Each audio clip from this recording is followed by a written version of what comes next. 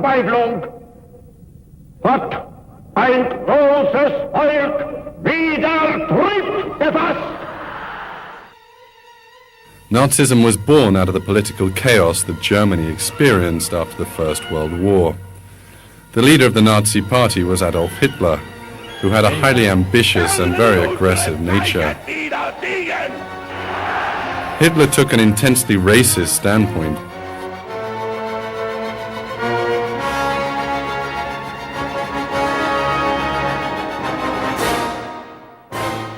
He firmly believed in the superiority of the German or Aryan race over the other races.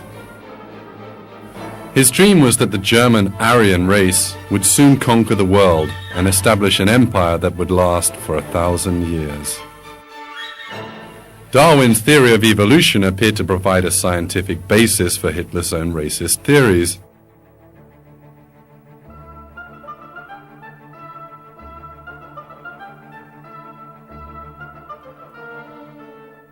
Hitler also derived ideological support from the works of Heinrich von Treitschke, the racist German historian. Treitschke was greatly influenced by Darwin's theory of evolution and based his own racist views on Darwinism. He said, "Nations can only evolve through a fierce struggle similar to Darwin's struggle for existence." Hitler also derived inspiration from Darwin's struggle for existence.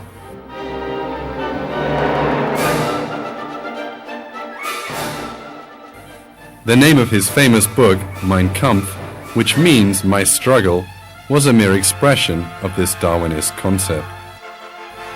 Indeed, Hitler, just like Darwin, rated the non-European races as little more than apes, and added,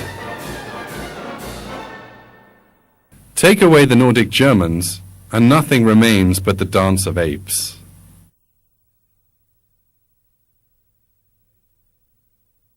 The basis for the evolutionist views of the Nazis lay in the concept of eugenics.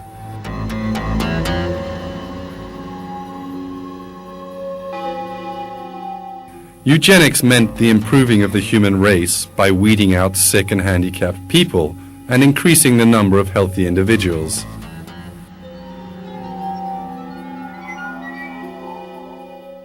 According to the theory of eugenics, the human race could be improved in the same way that better kinds of animals can be bred by mating healthy specimens. As might be expected, the eugenicists were simply the Darwinists. At the head of the eugenics movement in England came Charles Darwin's cousin, Francis Galton, and his son, Leonard Darwin.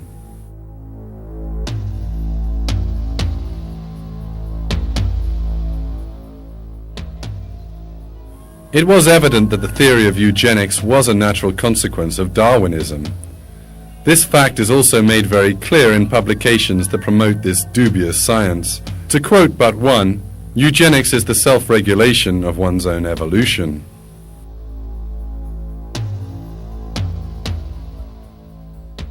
The first advocator and promoter of eugenics in Germany was Ernst Haeckel, the famous evolutionary biologist.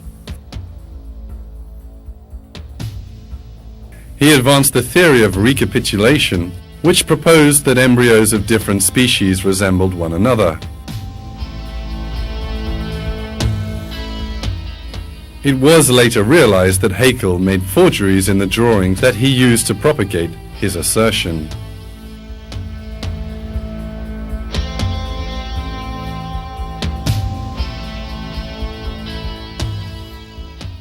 Haeckel falsified his drawings in order to show fish, human, and chicken embryos were similar to one another.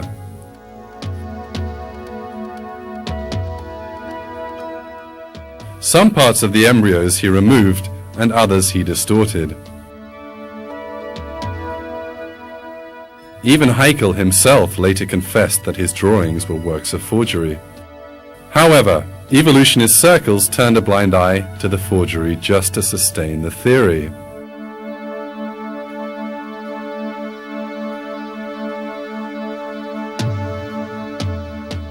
While producing scientific forgeries, Haeckel also spread the eugenics propaganda.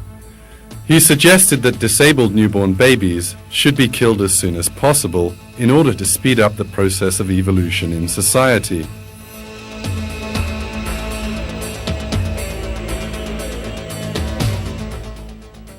He went further and proposed that disabled, mentally retarded, and the genetically sick should be killed off right away. Otherwise, Haeckel argued, these people would place a burden on society and slow down evolution.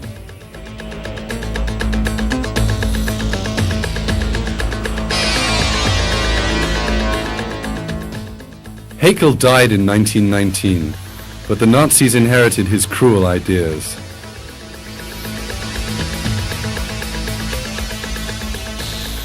A short while after Hitler seized power, he launched an official eugenics policy.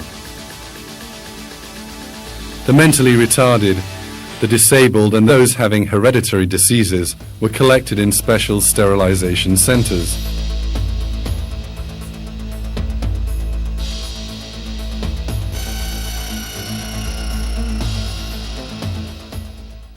These people were considered parasites who posed a threat to the purity of the German race and hindered the progress of evolution.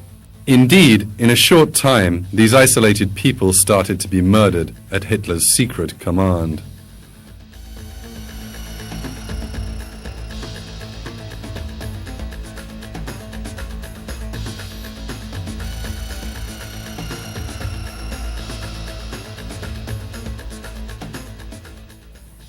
In his effort to speed up the so-called evolution of the German race, Hitler murdered many people. Meanwhile, he pursued another requirement of eugenics. Young men and women with blonde hair and blue eyes, considered typical specimens of the pure German race, were encouraged to have sexual relations with one another. In 1935, special reproduction farms were established. SS officers frequently visited these farms, where young women who met the Aryan criteria had been housed. The illegitimate babies born on these farms were to become the future soldiers of the German Reich.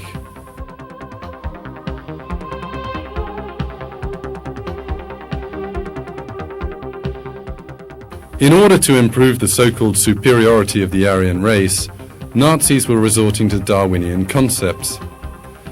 Darwin had suggested that the size of the human skull increased as he climbed the evolutionary ladder. The Nazis embraced this idea fiercely and set about taking skull measurements to show that the German race was superior. In all corners of Nazi Germany, comparisons were made showing that German skulls were larger than those of other races. Traits like teeth, eyes, hair were evaluated according to the evolutionist criteria. Individuals whose measurements were found to be contrary to official German race specifications would be annihilated according to the Nazi eugenics policy. All these outlandish principles were applied in the name of Darwinism. Michael Grodin, the American historian and the writer of the book The Nazi Doctors and the Nuremberg Code, states this fact. That there was a perfect meshing of Nazi ideology and social Darwinism and racial hygiene as it developed at the turn of the century. That physicians had a notion that there was social deviance and there was behavioral deviance that somehow was genetically linked, and there was good genes and bad genes. And so this social Darwinism, which by the way was around the world, and the Nazi physicians pointed to the US as where they learned a lot of the racial hygiene. George Stein, the American researcher, explains this subject in American Scientist magazine. National Socialism, whatever else it may have been, was ultimately the first fully self-conscious attempt to organize a political community on a basis of an explicit biopolicy. A biopolicy fully congruent with the scientific facts of the Darwinian revolution. Sir Arthur Keith, the famous evolutionist, commented about Hitler. The German Führer is an evolutionist. He has consciously sought to make the practice of German policy conform to the theory of evolution.